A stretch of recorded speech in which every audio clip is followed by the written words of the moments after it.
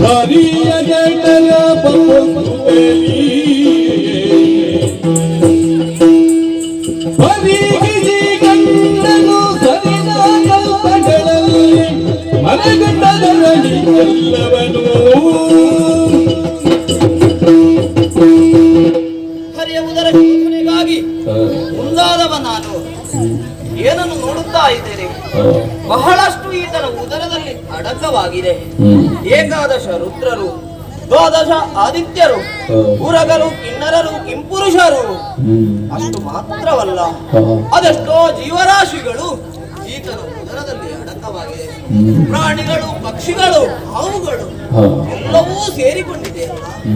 ಇಷ್ಟು ಮಾತ್ರವಲ್ಲ, ಮತ್ತೆ ಮತ್ತೆ ಮುಂದುವರೆದು ನೋಡಿದೆ ಎಂದಾದರೆ ನಾನೂ ಇದ್ದೇನಲ್ಲ.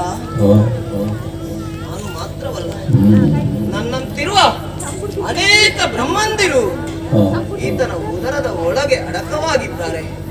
ಹಾಗಿದ್ದರೆ ಈತ ಬ್ರಹ್ಮಾಂಡೋದರ ಭರಿತ ಎಂಬುದು ಈ ಸಂದರ್ಭದಲ್ಲಿ ನನಗೆ ಮನವರಿಕೆಯಾಯಿತು. ನಾನು ಮಾಡಿದಂತಹ ತಪ್ಪು ಏನು ಎಂಬುದು ಸರಿಯಾಗಿ ಅರ್ಥವಾಗುತ್ತಿದೆ. ಈ ಸಂದರ್ಭದಲ್ಲಿ ನನ್ನಲ್ಲಿರುವಂತಹ ರಾಜಸ ಗುಣದ ಮೂಲಕವಾಗಿ ನಾನೇ ದೊಡ್ಡವ, ನಾನೇ ಹೇಳಿದಂತೆ ನೀವು ಕೇಳಬೇಕು ಎಂಬುದಾಗಿ ಹಠವನ್ನೇ ಹಿಡಿದವ ನಾನು. ಹಾಗಿದ್ದರೆ ಸತ್ಯಾಸಂಗತಿ ಏನು ಎಂಬುದು ಈತನ ಉದರದ ಒಳಗೆ ಹೋದ ನಂತರ ಸರಿಯಾಗಿ ನನಗೆ ಅರಿವಾಗಿದೆ. ಹಾಗಿದ್ದರೆ ನಿಜ ವಿಷಯವನ್ನು ಈತನಲ್ಲಿ ಬಿತ್ತರಿಸಬೇಕಲ್ಲ, ಹೊರವಾಗಬೇಕು.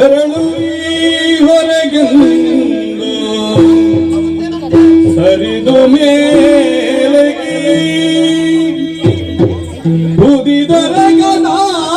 ಉದಿದೊರಗನಾಗಲು ಕೆಳಗಿಳೆದು ಹರಸಿ ಬಸವ ಕಾಲದಿ ಹರಣಿಸುತ್ತಲಿ ದಿವ್ಯ ಸಹಸ್ರಗ